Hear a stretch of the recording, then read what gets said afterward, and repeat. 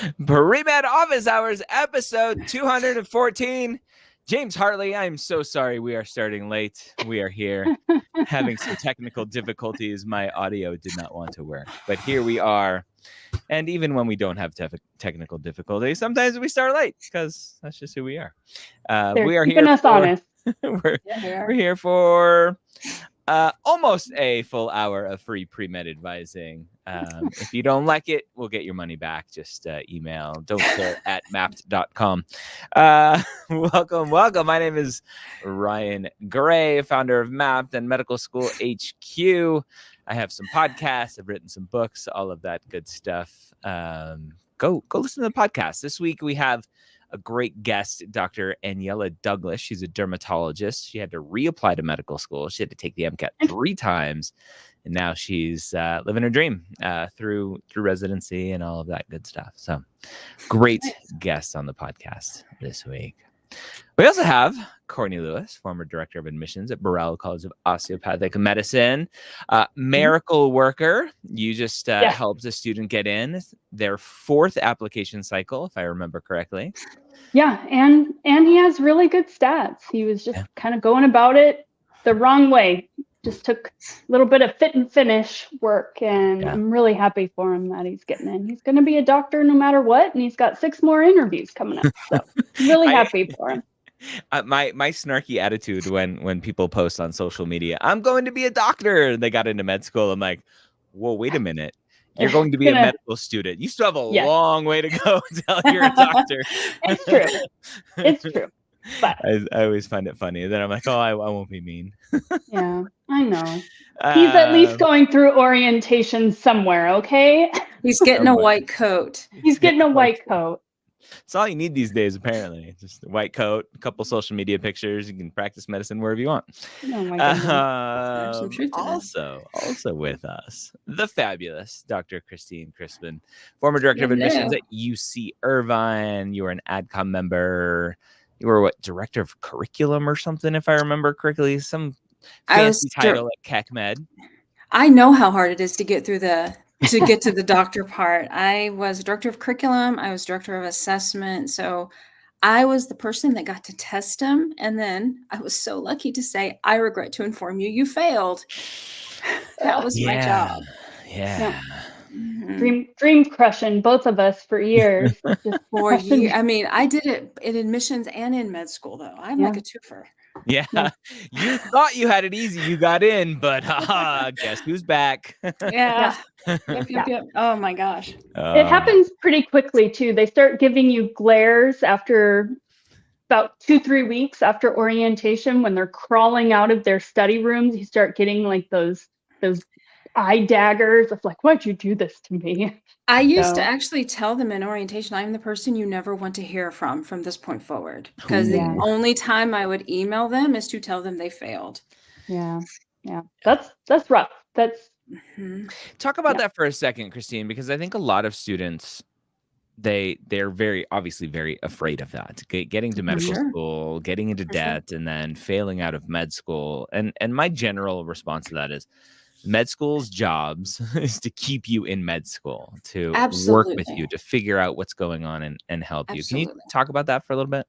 Yes. So first and foremost, a failed system, exam, whatever the block is not going to get you kicked out of medical school. There are loads and loads and loads of support, from academic support services to psychological support services, to performance committees where you work out a plan to kind of adjust, fix, maybe you slow down your curriculum. I mean, I can't tell you the number of ways that people are out there to support you. I tell people that it's so hard to get in because they work so hard to keep you in. The level of effort to keep you in. I mean, I only know from my direct experience, and students are allowed to fail a block like a couple of times before like it gets totally dodgy. And so you can do it, you can retake, try to pass. Then you have to, if you fail more than I think it's 2 times, and there's some extra hoops you got to jump through, but everybody is doing their best to get you back on track and get you through the program, because no one wants to see you fail out of medical school. And in the 13 years I've been in medical school, it has been very few who have actually academically gotten to the place like that. Yeah. That's good. That's why it's so rigorous on the front end. Yeah. I mean, I truly can say, I mean, just from experience on the back end, there's a reason why it is so difficult. And while we certainly try to level set some academics, there's a reason there is a level of rigor expected, because it's painful to get in, to get through. Like, you know, I've sat with students who are literally having a bit of a nervous breakdown on their first exam or their first post exam, where they're crying and just, it's awful. It's awful. And so you've got to like do some gauntlet running to get in, because it's no joke once you're in. Yeah. And it doesn't stop. It doesn't stop. No. Once you're in, it goes. Hamster on a wheel. There you go. And they keep speeding it up every block. It gets a little faster. Still here, huh? We're gonna lose our audience if we keep telling them all the next steps that come after. I made it through. You can make it through. I mean, I have some scars, but nothing a good therapist can't get you some help. But you know what? There is support. There's therapists too. There's counselors. I mean, they offer you all of that stuff, and they want you to do the best you can. And I'll just leave it at this: they're not going to bring you in if they don't think you can do it.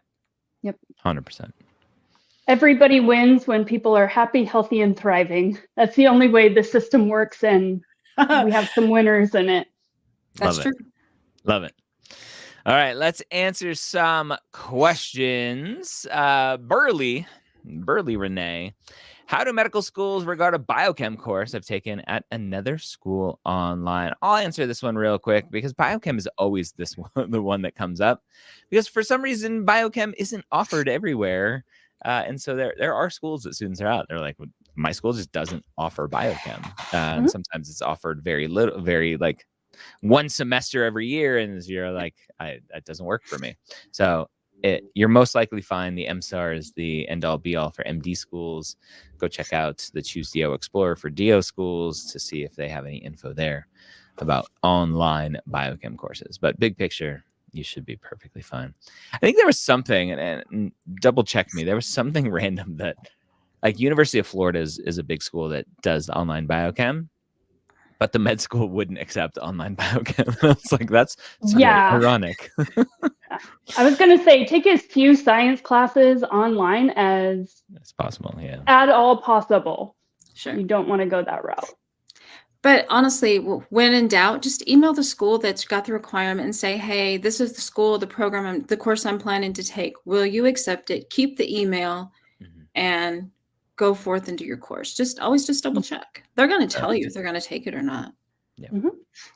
Yeah. And Courtney, you're a big fan of, right? It's one data point. What is all of the data points pointing to, right? If you're not a very good student and you're taking online courses, then it's like, but if you're a great student, you just have this one online course that you needed to take, that tells a different story, a different picture.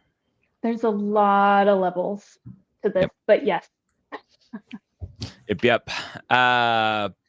Paramveer, is it okay to be a major in political science, and will a university like UCLA let me take prereqs at their institution as a transfer student? I'm not sure what transfer student has to do with it. But it's very common, right? Christine, a lot of people. You've been at undergrad institutions or an undergrad institution. It's very common to major in one thing and then fill your schedule with other classes that you want to take or need to take. Yeah, I mean, I do encourage you to major in what you care about and what you're going to enjoy doing. I think the thing with schools like UCLA is these prereq courses are impacted, though. I mean, people go to UCLA, there are hundreds of students in the courses. So when you are not a major, you are not a priority to get into those courses. So when you are trying to register, you do have to double check that.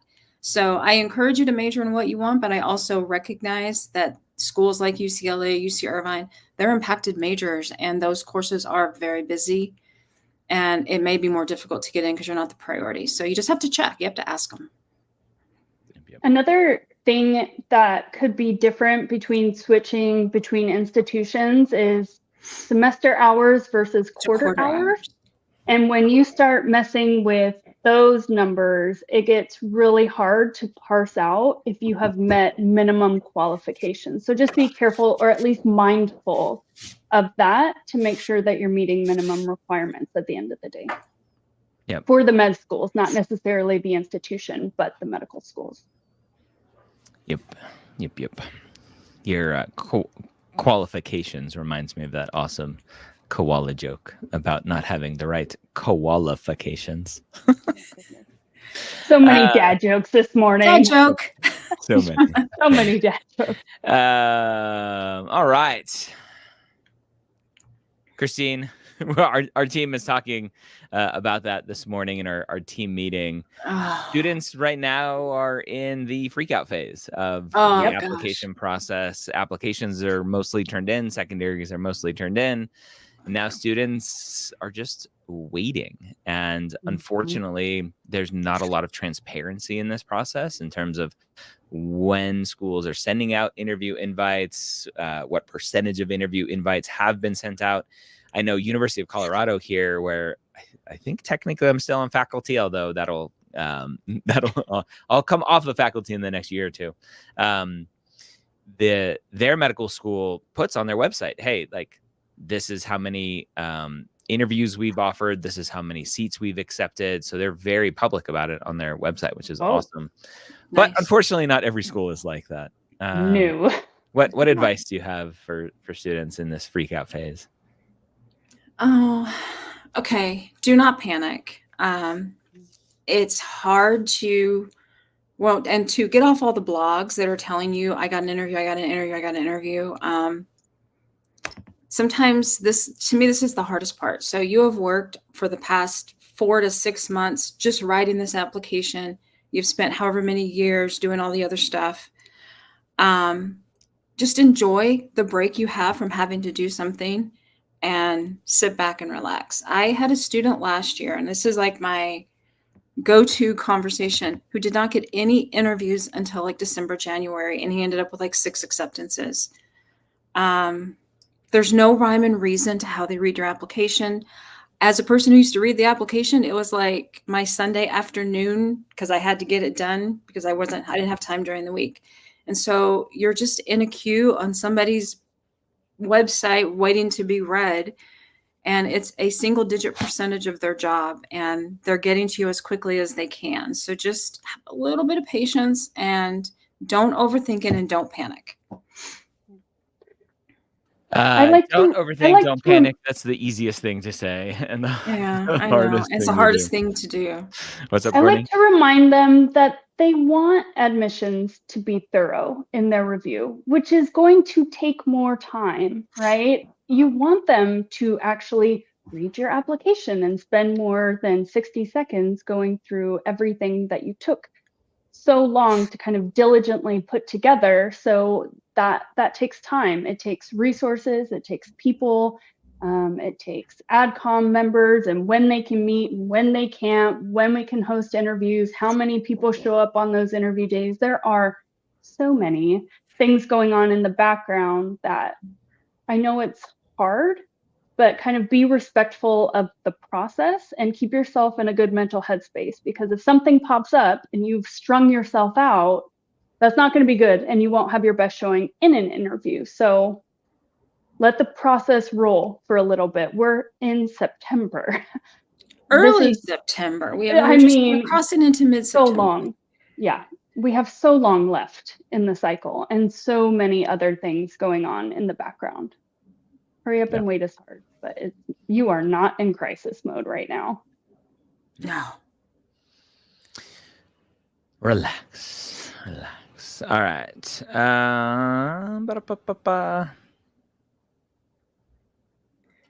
Michael, the AAMC Learn, Serve, Leave meeting in Atlanta in November. How useful would it be to attend the diversity portion in person if one is diverse and applying next cycle? If you are going to MappedCon virtually, same people. Yeah, so I've never been to the AAMC Learn, Serve, Leave conference. Yeah, Christine, I'm assuming you have. I actually am going this November. My first time there. Are pre-meds there? I know there are tons of medical school people there. It's generally, I mean, no, it's not a there may be like certain aspects of it where some pre-meds are included, but I would say the more regional meetings are probably a little more friendly to pre-meds, where the pre-health advisors may be and things like that. The AAMC is a lot more medical education focused, where certain aspects of curriculum, admissions things, group on student affairs, residency, it's the running of the medical school. So I have a hard time. I mean, there are student representatives, so there may be some other meetings that I was never a part of, but the main meeting was very much medical education. And so I have a hard time thinking if you're going to choose something to go to in Atlanta, go to the health advisors meetings, or go to the GEA, GSA meetings that may come up that are more regional to your location. Yeah. And GSA, graduate school. Group on student affairs and group on educational affairs. Okay. I was in GEA. I mean, just reference. Got it. That's what I did. Got it. Yeah. So I'm going to connect with people that I need to connect with at the AAMC and at medical schools. So it should be interesting. My first time there. They used to have some great keynotes. Some of the best keynotes I ever went to were at a AAMC. Yeah. Cool. Keep that in mind. Does having an MPH with help with medical school admission? No. No. Easy peasy. Easy. That being said, if you want one, get one. Get one. Yep. If it's right for your career goal, get the MPH. Yep. If you're doing it for GPA, you are wasting your time and money. Yep. Correct.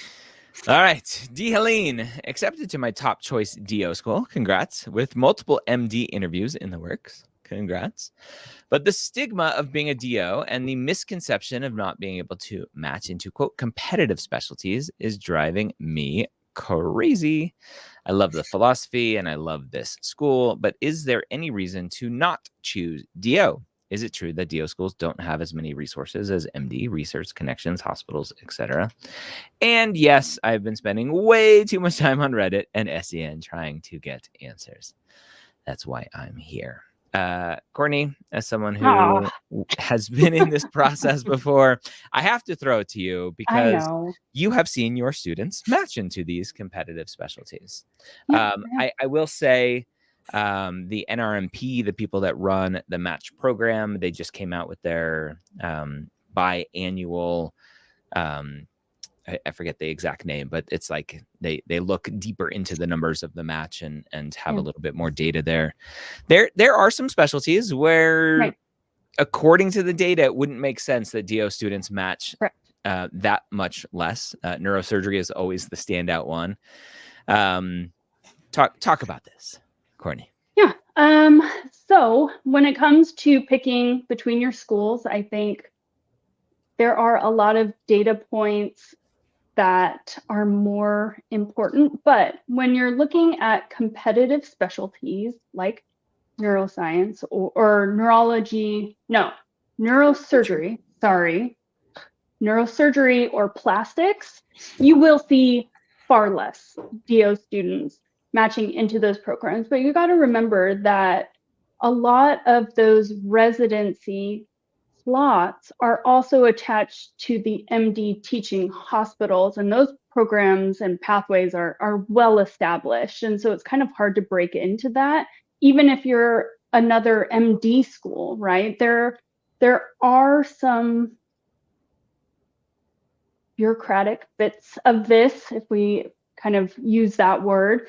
So it won't just be any MD school will work either for some of these that we're talking about, because some are focused on just different things. And that's why aligning with the mission of the school, the goals of the school is very important, whether it's MD or DO, because that is what they will help you kind of focus on and what pathways are already kind of established for you. When it comes to matching competitively for other things, ortho, ophthalmology, dermatology, and things like that, again, it will depend whether MD or DO. There may be a slight preference for MD for some programs, but I have had students DO match very well, be chief residents. Now, some are at Cornell, some were at Mayo Clinic in Scottsdale, and things like that. But with newer DO schools, I will say some of the opportunities for research and kind of that well-established program and layout, that it won't have been something in place for the last 100 years, like at other institutions. So there may be some slightly less opportunities for that. But if you are self-driven to do research, you'll have all of the resources and the opportunities to do it. It just may not be as established and kind of set. Hopefully that kind of answers it. I think it really just depends on what you want to go into. Like, if you're not wanting to go into plastics or neurosurgery or something like that, why should it matter? Mm-hmm. It shouldn't matter, MD or DO. So I think I'd be happy to talk to you more about some of these other qualifiers or blockers that are not first-time pass rate or match rate related, because those numbers can be manipulated. I will tell you, I know a lot of pre-meds are told to kind of look into that. So general surge or trauma surgery, as long as you have a cadaver lab and you have access to that, things like that, DO or MD, you should be able to match. But look at schools' match rates, look at schools' missions, what they're focused on, what resources you have available. I'm trying to pull up. Do you have the numbers on that? This story, no, but I did with Dr. Nee Darko. It's got the coolest name ever. Dr. Darko. Specialty stories. So Dr. Darko is a trauma surgeon. He is a DO. And he talked about how he worked his butt off because he knew potentially that he was going to be at a potential disadvantage, and he worked his butt off and proved to these residency programs that he was just as capable as anyone else. And he matched, I think he said, don't quote me, but I'm pretty sure he said he was the first DO to match into his residency program, right? Yeah. Opening up those doors, breaking the glass ceilings, however you want to say it. So yeah, check it out. There's a lot to that question. It's hard to kind of make it in a bite size of all of the different dynamics you kind of need to look at for your specific kind of desired outcome. It's a bit more than just MD or DO. It's huge. And I get into a world where, right, the data is just data. It doesn't have any judgment. It's not telling us anything. So when we see that DO students are matching at a much lower rate than we would expect, just based on the number of DO students that are out there and the number that are applying, then we go, okay, why? And the knee-jerk reaction for all of the pre-meds and all of the medical students who want to prove that they know what they're talking about is like, oh, it's because they're a DO student. And I'm like, wait, that's not what this data says. It's just showing us what happened. Let's figure out why. And so there are so many variables that go into that. And it's too complicated to just say, oh, it's just because they're a DO student, right? This is the same conversation I have with people who think they only want to go to a top 25 medical school, though. 100%. Yes. Yeah. And there's nothing wrong with wanting to go to a top 25 school, but there's no benefit of going to a top 25 school either. Right. I used to be a big fan of data, like give me some concrete numbers, but knowing how much you can spin something to your advantage or highlight the one particular thing you want to and kind of remove the rest. You can't just go base. My stats instructor from my doctorate program, first thing she says is you can lie with anything. I mean, you can create any of these data and lie and make it spin your story in the way you want to spin it. It's selective disclosure, I like to say, right? They're highlighting what they want to highlight, and you do not know what has been removed, what some of the procedures are in place to get those numbers that you're told to look for. So that's a whole other black hole of conversation that there's a good quote out there that there are 3 kinds of lies: lies, damned lies, and statistics. Literally what she told us. Yep. It's good. I love that quote. Often attributed to Mark Twain. I don't know if he's the originator of it. All right. So I posted that link. Go listen to that conversation with Dr. Darko, and hopefully that helps. Here's an easy one that we can help you with, Burley. How do I calculate my double AMC, more specifically your AMCAS GPA, prior to seeing it during the primary application? Guess what? We have mappd.com, mappd.com, that you can go use for free to calculate. This says journal your activities, but you can journal your activities. You can calculate your GPA. You can track everything and anything, your applications. The majority of Mappd is free. Just go create an account today. Go check that out. All right. I have a 521 MCAT and plan to apply. That has to be the bottom part of a question. Here we go. Here's the first part. I had a 3.4. I'm like, that's a nice brag. I had a 3.4 GPA during undergrad, and then completed a master's in nutrition science with a 3.8. Is it worth it for me to take some community college post-bac classes in the spring to boost my undergrad GPA? 521 MCATs, plan on applying next cycle, 2025. Christine, 3.4 to me, when I see that, is like, I don't know what that means, right? Did you start with like a 2.0 and you finished with a 4.0 or whatever? Nutrition science to me is non-science. Typically, nutrition is not calculated as a science GPA on AMCAS. Initial thoughts for our friend here. I feel like yes, we don't know what your GPA is. And if you've taken some of those science courses already that resulted in the 3.4 GPA, I am not a fan of a retake either, which would lead me to encouraging you to take upper division science courses in a do-it-yourself post-bac, which are generally not available at a community college. I don't think it's ever a bad idea to continue to boost your GPA, but if you're going to be applying, I think you said in spring of 25, there's no time it's mid-September, so semester-based schools have probably already started. I'm not sure where your benefit's going to come out of that. So I don't know that there's going to be enough on there to really benefit an application in doing it. 3.4 is not bad. I've certainly worked with students who have gotten into med school with 3.4 GPA. There's a lot more to unpack than just that raw number. So given your timeline, I'm not sure I don't see a benefit to it personally. If this person already completed an undergraduate, they already have so many credits under their belt that that needle is not going to move. You are not going to jump up to a 3.5, 3.6, 3.7. You have too many credits. That's not how it's calculated. And even if you do the post-bac line, one semester of courses is really not going to give anybody any indication of anything either.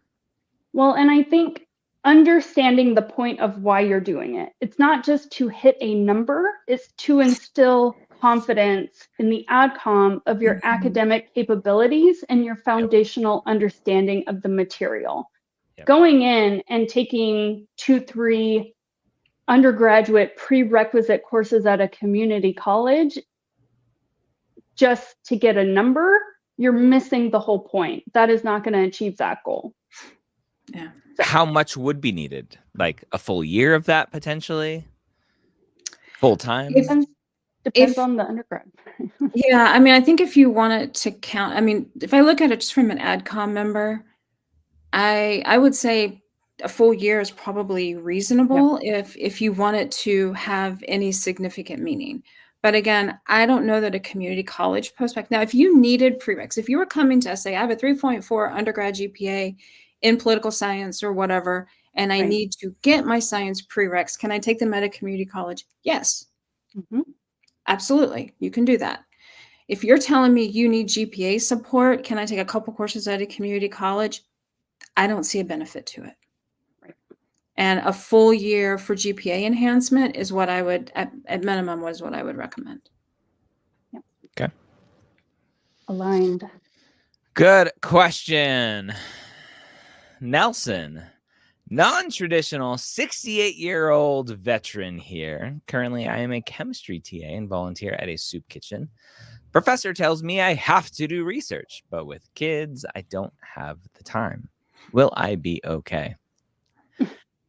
Nelson, welcome to the crazy world of being a non-trad pre-med student. All together now, is research required to get into med school? No, it is not. Unless fine, you're Nelson. doing a PhD. Yeah. You are good, Nelson. Congrats on going and doing what you want to do. JJ, I had another interview today, so grateful for all the tips you all have given with your time here. Just wanted to drop some gratitude. Oh, Thank you nice. so much, JJ. Congrats. Thank you for saying thank you. Good luck, and come back and let us know when you get that acceptance. That'd be awesome. Something fragment. How do schools confirm extracurricular activities in their hours? Because couldn't you lie about some experiences like volunteering and shadowing? Courtney, students wouldn't lie, would they? Oh my goodness. I'm the right person for this question. I have soapboxed it before. I have caught students lying and I have had them blacklisted at a national level. Do not do this. Do not do it. Courtney has been. I will catch you. Some people do get sneaky, unfortunately. There are ways to catch you in doing that.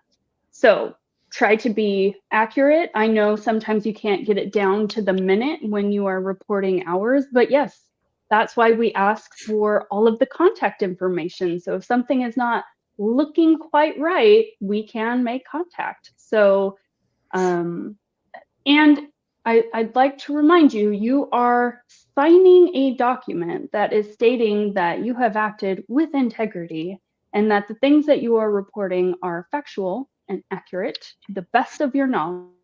And if you are not doing that, you will not be a doctor in the future. If we catch you, you won't. End of the day, just want to. It's too risky. Don't do it. Yeah. Yeah, I want to just jump in and say, if it looks odd, if the hours don't seem to match with the number of months, those are the things I pay attention to. And to me, I don't need to call. I'm already assuming you're lying. Yep. If it looks off in whatever capacity that is, I'm like, that the math ain't mathing here. And I don't understand what's happening. I'm probably just going to say no and move on about my day. Yeah. Yep. So to answer the question more specifically, schools don't confirm. They're not checking, but if something looks weird, then it's a flag. Nope. But yeah, there's typically not a process to call all of the supervisors or the people that you put on there. We can see all of the things overlapping though, right? Yeah. So as you're entering these, you're a full-time student, you're working this many hours, you're involved in research, and you're volunteering. Yeah. There's physically not enough hours. Are you a time traveler? For you to do all of that. Or you put 500 hours in a 10-day period. I mean, I sit here and I'm like, I don't understand I don't even know if there's that many hours in the week. Yeah. And I start questioning it and calculating it. And it's the math doesn't math on some things. And it's like, okay, nope. Yep. Well, and if you're over reporting hours and then you get a confidential letter of recommendation where there's some type of disclosure that is also not mathing, we will know. Like Yep. there's a lot of checkpoints, even if we're not calling every reference. Yeah, reference. That's the word I was looking for earlier. Yes. All right. No cheats, people. Don't cheat. I've caught more than one. I'm proud that I caught them. All right. Kind of the same question here twice from Monica, but just a little bit different. How best to reply if asked about other schools that you're applying to when you're at an interview, or for DOs if you're applying to MD schools as well? I hate this question. It's such an unfair question. It's none of their business. Yeah. It's none of their business. We know you're applying to 20 or 30 schools. Are you applying to other schools? Yes, I am. Yes, I am. It's like The being on acceptance rate a is dating 40%. site. Are you my talking God. to other people? I'm on a dating site. Of course I am. Right? I think if you're gonna have to answer that question, I have heard it asked personally in the room or from students reporting back. I have heard this question. Just try to remind them. I've tried to be very thoughtful in the schools that I've selected to apply to, and where I felt like I aligned with their mission and their goals and objectives, where I felt like I could add value and I could thrive there. So you just say, I've been thoughtful, and you've kind of made it into this very thoughtful category instead of just saying, I shotgunned, right? They're not going to want to hear that, but you don't have to disclose any more than that. That's none of Yes. it. I agree. Yes. You can do the standard joke when it comes to the NCAA tournament with March Madness. Be like, I picked all of the schools that have the best shopping, or all the schools that have the best colors. I'm the color person. Yeah. I like your answer. I think we should clip that for social. That's a good one. All right. Good luck, Monica. Here's an interesting one that I know we have an answer to. If applying to DO schools, do people actually get accepted when they take a January test date for that cycle? They have clinical research experience, volunteer, and shadowing, 3.5 GPA. Courtney, depends, right? Some schools do accept a January MCAT. Yep.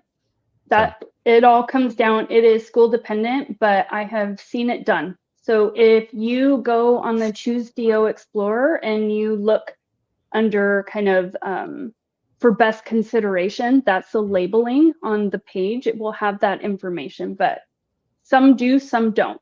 So go and reference that. It is not impossible. Yep. Okay. Good luck. Mikey. Hey guys, I'm planning on changing my scribing job to CNA for hospital experience and more money. My roles will most likely be reduced as in comparison to being a scribe, i.e. venipuncture, being around docs. I'm not sure how being a CNA is going to be reduced compared to a scribe, Mikey. And I don't see a question I here. do. I think it's later. I do. You do? Yeah, because sometimes as a nursing assistant, sometimes they have you restocking rooms or doing kind of little errands where it is a little bit removed from patient care. Yeah.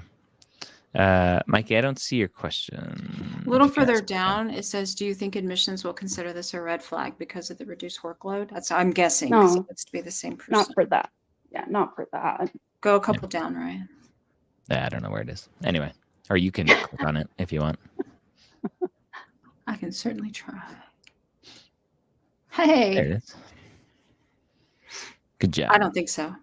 Red flag, no. They're going to care. Yep. All right. Ivan, do you think Casper is here to stay? Yeah, for the foreseeable future.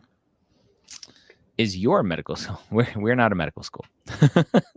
Can I describe why or explain why that is? Yes, I would love to hear your explanation. I know we're getting short on time. Okay, so the reason situational judgment tests are here to stay is because you have secondaries, which is kind of step one. You've got Casper preview, which is step two, and then you have the interview, which is essentially kind of step three and kind of the final cog in the wheel of situational judgment. for aptitudes for critical thinking, social awareness, communication skills, some emotional maturity and resilience. The reason that they have to have that information ahead of feeling comfortable seating you for a class is because in the first 2 years, they have to teach you all the science of medicine, all the clinical skills. You're doing community engagement initiatives. You're participating in clubs and organizations. You sit for boards, and then you roll straight in to 3rd and 4th year. And people who are a bit underdeveloped with those aptitudes start having professionalism problems as soon as they are in people's private practices and hospital settings, having actual really complex dynamic conversations with patients, or working in a team setting. So there will be more and more attempts to find a standardized way to catch those potential professionalism risks and kind of level of aptitude for those skills ahead of seating you for a class. 3rd and 4th year coordinators and kind of the clinical med faculty are pushing admissions more and more to adopt as many things on the front end as we can, to see if you will have any bedside manner, to see if you can handle these conversations, because they don't have time to take somebody from like 0 social awareness and critical thinking up to a high level of proficiency to be able to do what they're going to need to do in a very short amount of time. So they need you to have those things ahead of coming into medical school. They'll teach you the science, you plug and play, you're ready to rock and roll for 3rd and 4th year. So yes, you will probably see more or more robust things once they figure out what they can measure after they've tracked enough students who have taken Casper throughout their medical journey and seeing if they're catching the right things or asking the right questions for them. Got it. And having sat on the performance committee for professionalism issues, comes up a lot. Yeah. It sure does. Those questions, you know, what was in his application? Could we have caught this earlier? Mm-hmm. Yep.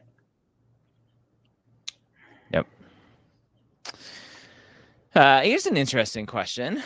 I scored below a 498 on my MCAT and had to appeal to the school. The school accepted my appeal after doing a manual review. Does this mean my score / GPA wasn't a deal breaker? I've never heard of this. So my assumption is that on initial screen, this person got filtered out. But below a 498 wasn't below any sort of official cutoffs that the school has. And they're like, okay, we'll take a look at your application. So there was obviously something in this application where they're like, yeah, okay, we'll give you a shot. But this is not a norm kind of thing, right? No. I don't know that there's many appeals on admissions. I mean, I've certainly, appeals can come in of, will you take this online biochemistry from whatever school appeals? Right. That's the typical appeals I've ever experienced. Yeah. Yeah. I've seen a handful of these over the years that I've been doing this, where a student will reach out to a school and get an initial rejection, and they're like, but, and the school will be like, okay, yeah, I can see. But this is not a situation where I want every student out there who gets rejected to inundate the admissions offices with these appeal letters saying, but please. This is reserved for a super specific reason why you might want to reach out to a school and be like, hey, just can you just take one extra look potentially? Yeah, good luck. The story I always tell is a student who was rejected. It was Wake Forest, I believe. And student was rejected. Guy was rejected from Wake Forest. His wife, I think they were married at the time. His wife was accepted to Wake Forest, same application cycle. And he was like, hey, my wife got in. Obviously, we would love to be together. And I don't know specifically what was in his letter, what he was asking to potentially be reviewed, or if maybe he was explaining a reason. Maybe he knew what was weak in his application. He was trying to help explain it. He sent it, I think, overnight, like FedEx, a written letter. the school offered him an interview shortly thereafter and did ultimately accept him. And they didn't interview and accept him because he begged for it. But they did open up his application again because he asked for it, and they found stuff that they did like, and he was able to explain. So it's a very subjective process, though. One person reads it and doesn't like it, and then you appeal and you get another set of eyes to look at it, and they may love it. I mean, I can see how that can turn out, but I'm not encouraging that to happen because I think admissions people would kill us. Dr. Gray, what are you doing to us? Yeah, no, I would lose any friend we've ever problem. made in the medical school arena. Big problem with this. Yeah. But yes, sometimes on how to appeal at medical school HQ. No, I was kidding.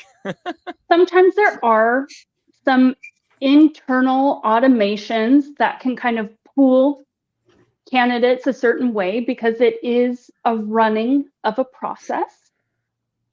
Yep. So can happen, but usually there's a little bit more rhyme and reason to the rejection. So yeah. This is an outlier, I feel like. Great upward trend question. First-time applicant, strong upward trend, last 80 units, average 3.8 and a 3.95 post-bac program with 507 GPA. Can this amend a poor early academic performance? Sure. Yeah, 80 credits, fantastic. Yep. So that's no further comments. Upward trends we're talking about, my friend. So good job.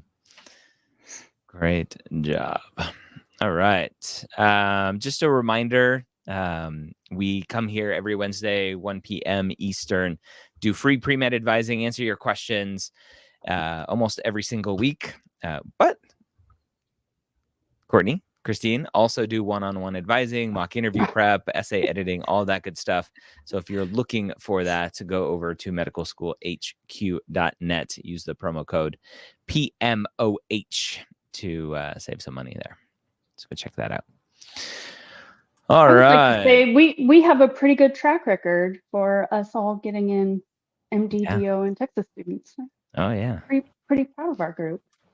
We do some good stuff with students. I love when we hear their acceptances, and it's so fun to celebrate with them.